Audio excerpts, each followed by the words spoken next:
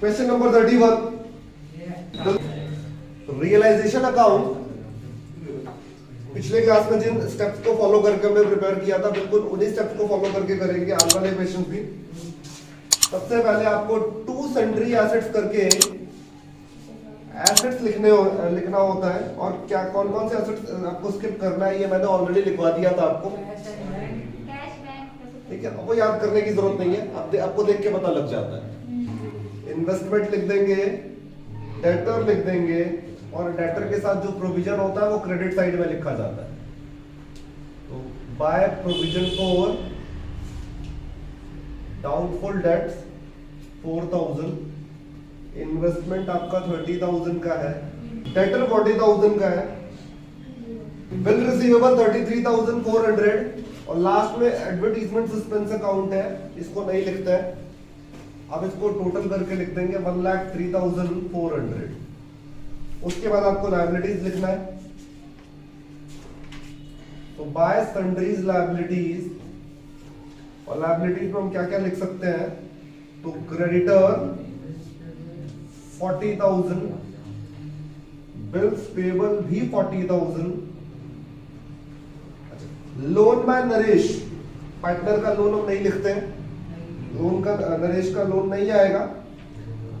Loan by Mrs Yogesh, ये तो partner नहीं है,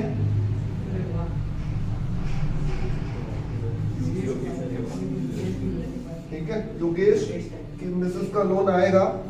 कोई भी रिजर्व हम नहीं लिखते हैं, कोई भी रिजर्व हम नहीं लिखते हैं एक्सेप्ट इन्वेस्टमेंट फ्लक्चुएशन रिजर्व, ये आएगा, इन्वेस्टमेंट फ्लक्चुएशन रिजर्व आएगा। इसको छोड़कर कोई भी दूसरा रिजर्व नहीं लिखना है। उसका रीजन भी बता देता हूं मैं आपको। इन्वेस्टमेंट फ्लक्चुएशन रिजर्व हम क्रिएट करते हैं इन्वेस्टमेंट में होने वाले फ्लक्चुएशन के लॉस को कम करने के लिए। अब इन्वेस्टमेंट हमने इधर लिख दिया 30,000 का, सपोज कर लो इन्वेस्टमेंट 20,000 में बिका, 10,000 का लॉस हो जाएगा। लेकिन ये 8,000 का जो रिजर्व आपने क्रिएट किया हुआ है, इधर 8,000 लिखने से वो 8,000 का लॉस कवर अप हो गया, है ना।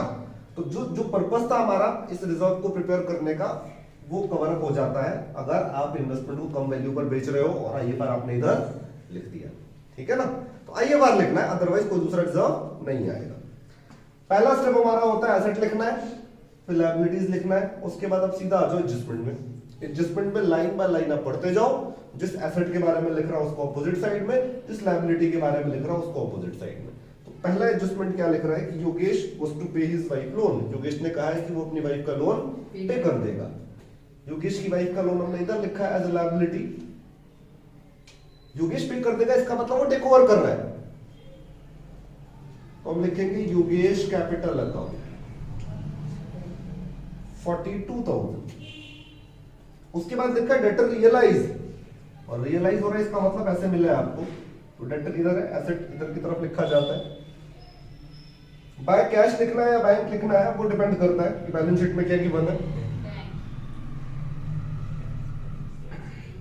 बैंक करके लिख देंगे हम 30,000 का डेटर रियलाइज हुआ है, स्लैश करके लिखा है, सेम ही बात है। थर्ड एडजस्टमेंट में लिखा है कि Naresh was to take investment at an agreed value of 26,000। Naresh ने क्या कहा है कि वो 26,000 में इन्वेस्टमेंट को टेक ओवर कर लेगा। इन्वेस्टमेंट इधर लिखा, टेक ओवर करने की एंट्री इधर।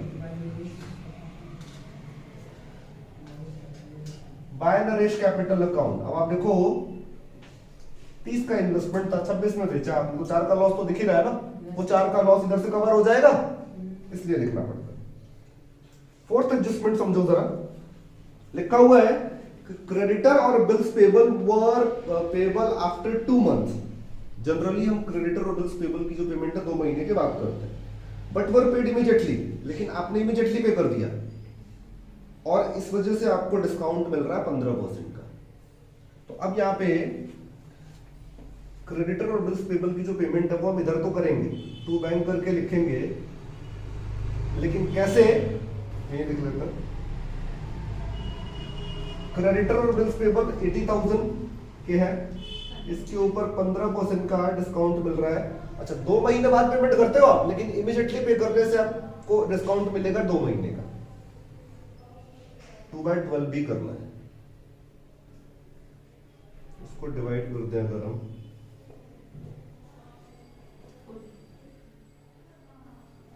दो 2000 आ जाएगा। यानी 80,000 का कंबाइंड अमाउंट होता है क्रेडिटर और बिल्स पेबल का, और 2,000 का डिस्काउंट मिल जाएगा, यानी हम पेमेंट करेंगे केवल 78,000।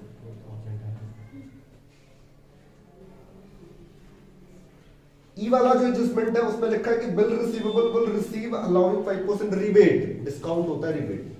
बिल रिसीवेबल जो आपको दिख रहा है उसके बदले आपको वैसे मिल गए हैं, लेकिन आपको 5% का रिबेट देना पड़ गया, यानी एसेट रियलाइज हो रहा है। तो हम क्या लिखेंगे इधर, बाय बैंक।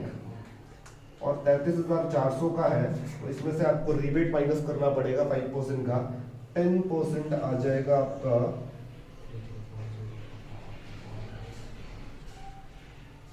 6680 माइनस करेंगे इसमें से। एफ एडजस्टमेंट है जिसमें लिखा हुआ है कि एक डेटर था previously written off as bad debts, आपने मान लिया था कि वो पैसा डूब गया, बट उसने आपको 15,000 रुपए पे कर दिए।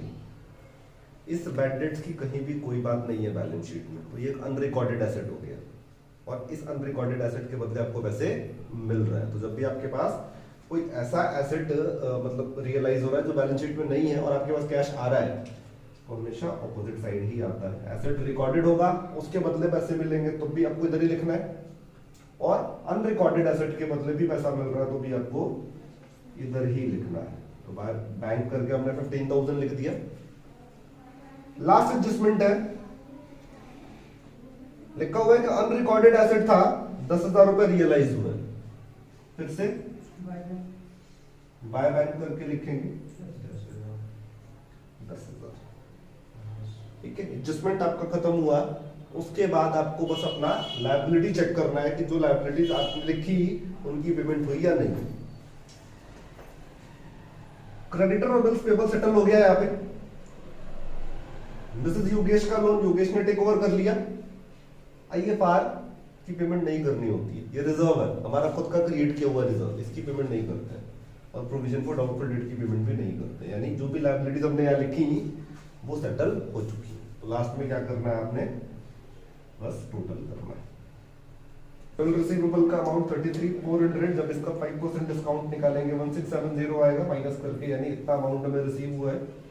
अब अगर हम टोटल करें सबसे ऊपर वाली लाइन में, Naresh was assigned the responsibility to realise the asset and pay the liabilities at a remuneration of 10,000 including expenses.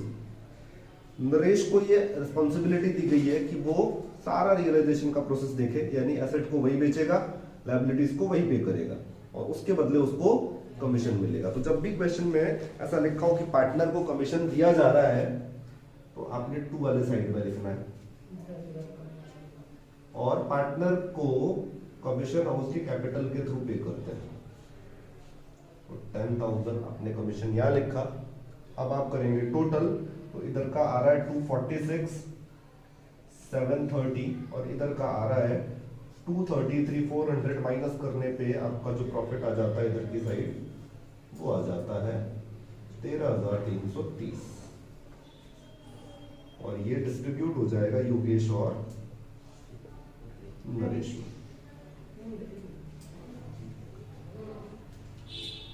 ठीक है, तो ये रियलाइजेशन अकाउंट है। एक क्वेश्चन जल्दी से और देख लेते हैं। 35 देखो क्वेश्चन नंबर, थोड़ा सा समझना अच्छे से। क्वेश्चन नंबर 35, रीता और शोभा दो पार्टनर है, प्रॉफिट और लॉस इक्वली शेयर करते हैं दोनों। इसमें रियलाइजेशन अकाउंट कैसे प्रिपेयर होगा, सबसे पहले हम टू सन्ड्री एसेट्स करके सन्ड्री एसेट्स को लिख देंगे। और क्या क्या लिखा जा सकता है, तो पहले लिखना है stock which is 75,000, book debts, debtor को कहा जाता है 66,000, by provision doubtful debts 6,000, plant and machinery 45,000, land and building 48,000, loan to Shobha, partner का लोन नहीं आता रियलाइजेशन में, चाहे वो लायबिलिटी साइड में हो या फिर एसेट साइड में। अब टोटल कर देंगे इसका, ये आ गया आपका 80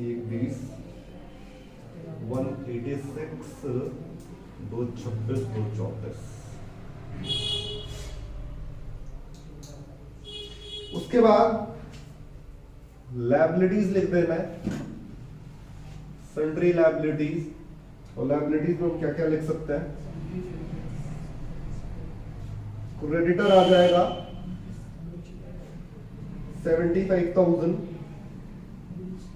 bills payable 30,000, loan by Rita नहीं आएगा, रिजर्व नहीं आएगा। बस आपको यही लिखना है, पहले एसेट लिखना है, फिर लायबिलिटी लिखना है, और फिर आपको एडजस्टमेंट देख लेना है वन बाय वन। पहला एडजस्टमेंट देखो क्या लिख रहा है वो, Rita took 25% of stock at a discount of 20%। Stock का 25%, यानी स्टॉक कितने का है? 75,000 का है। इस 75,000 का 25% रीता ने टेक ओवर कर लिया। तो जब भी कोई पार्टनर एसेट टेक ओवर करता है, हम इधर की तरफ लिखते हैं रीता's कैपिटल अकाउंट, अमाउंट देखते हैं, 25% आ जाएगा 18,750। स्टॉक का 25% टेक ओवर किया उसने, लेकिन सेम वैल्यू पर नहीं किया टेक ओवर उसने, 20% के डिस्काउंट पे। तो आपको यहां से 20% का डिस्काउंट भी लेस करना पड़ेगा, और 20% इसका आ जाता है 3750। यानी 18,750 का स्टॉक उसने कितने में टेक ओवर किया? फर्म को तो 15,000 मिला, लेकिन स्टॉक कितने का कम हो गया? 18,750 का। 75% बचा हुआ है अभी भी, 56,250 का। इसका देखेंगे हम क्या करना है, आगे कुछ लिखा होगा तो। आगे क्या लिखा है? अच्छा, ये भी लिखा था कि रीता ने 25% स्टॉक का टेक ओवर किया है 20% के डिस्काउंट पे इन सेटलमेंट ऑफ और। जनरली कोई पार्टनर एसेट टेक ओवर करता है तो हम यही लिखते हैं उसका कैपिटल अकाउंट। लेकिन अगर वो अपने लोन के बदले टेक ओवर कर रहा है तो आपको कैपिटल अकाउंट नहीं लिखना है, लोन अकाउंट लिखना है, क्योंकि हमें लोन में भी ट्रांसफर करना पड़ेगा, सो दैट लोन अकाउंट क्या हो जाए? इक्वल हो जाए। लोन के बदले टेक ओवर करे तो लोन लिखना है। सेकेंड पार्ट में लिखा है कि बुक डेट रियलाइज हुए 54,000, यानी डेटर से आपको 54,000 मिला, और जो स्टॉक का बैलेंस था उसको 30% के प्रॉफिट पर बेचा गया है। दो एसेट रियलाइज हुए हैं और हमारे पास कैश और बैंक दोनों है। सबसे लास्ट में बैंक अकाउंट प्रिपेयर करने के लिए बोला हुआ है, तो हम क्या लिखेंगे यहाँ पे? बैंक। बुक डेट्स, यानी डेटर से कितना रियलाइज हुआ? 54,000, और जो स्टॉक का बैलेंस बचा हुआ था, स्टॉक का बैलेंस जो यहाँ बचा हुआ है, उसको आपने 30% के प्रॉफिट पर बेच दिया, तो इसका 30% निकालेंगे और ऐड करके लिख देंगे। स्टॉक का जो बैलेंस है उसको आपने जब सेल किया 30% के प्रॉफिट पे, तो 73,125 रियलाइज हुआ आपको, और इसका मतलब आपको दोनों एसेट्स को मिला के जो आपको वैसे मिले हैं 127,125। थर्ड एडजस्टमेंट में क्या लिखा उसने कि क्रेडिटर को आपने जब पेमेंट की तो आपको 10% का डिस्काउंट मिला, और बिल्स पेबल की पेमेंट आपने फुल की है, तो क्रेडिटर और बिल्स पेबल इधर लिखे हुए हैं। जब उनकी पेमेंट करेंगे तो टू वाले साइड में लिखना है। टू बैंक, क्रेडिटर के बारे में बोला कि 10% का डिस्काउंट मिला, यानी 75 का है तो 7,500 का डिस्काउंट मिला आपको, यानी क्रेडिटर को तो हमने 67,500 पे किया। और बिल्स पेबल के बारे में क्या बोला उसने? फुल, यानी 30,000 पूरा 97,500। प्लांट और लैंड एंड बिल्डिंग दोनों रियलाइज हुए हैं, तो फिर से दो एसेट्स एक साथ रियलाइज हो रहा है, तो टू बैंक अकाउंट करके प्लांट एंड मशीनरी और लैंड एंड बिल्डिंग 75 और 1,20,000, 195 ई वाले एडजस्टमेंट में लिखा है कि रीता ने गुडविल टेक ओवर कर लिया फर्म का 30,000 में। गुडविल एसेट होता है, लेकिन क्या आपको गुडविल यहाँ पे दिख रहा है? नहीं दिख रहा है, तो गुडविल एक अनरिकॉर्डेड एसेट हो गया। एसेट्स रिकॉर्डेड हो या अनरिकॉर्डेड, ट्रीटमेंट को इधर ही करना है। By Rita's capital account, goodwill take over कर लिया उसने 30,000 में। क्लियर है?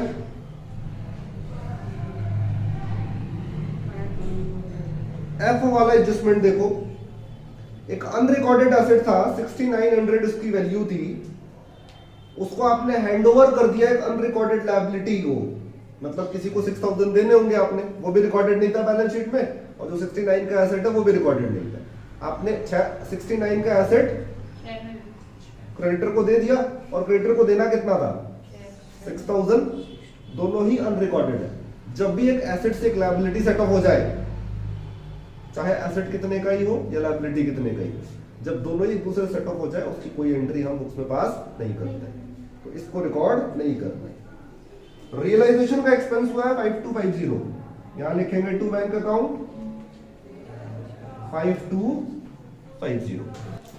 जब एडजस्टमेंट हमारा खत्म हो जाता है, तो एट लास्ट हमें क्या करना होता है? लायबिलिटी चेक करना है। दो लायबिलिटीज लिखे हमने और वो दोनों सेटल आउट हो गए यहाँ पे, तो बस अब करना है टोटल।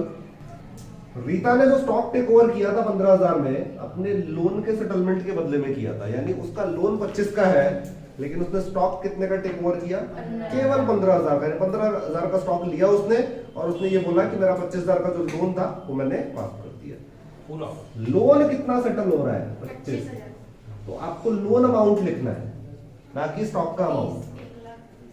ठीक है, लोन का अमाउंट लिखना है, ना कि स्टॉक का, क्योंकि हमें अगला लोन अकाउंट जब प्रिपेयर करेंगे तो उसको सेटल ऑफ भी करना है उसमें। आप टोटल कर देंगे 488,125 इधर आ रहा है, और इधर का टोटल 336,750, और डिफरेंस आ जाएगा 151 का प्रॉफिट। वो डिस्ट्रीब्यूट कर देना है पार्टनर्स के बीच में, रीता एंड शोभा। 151,375, ठीक है, डिस्ट्रीब्यूट कर देंगे।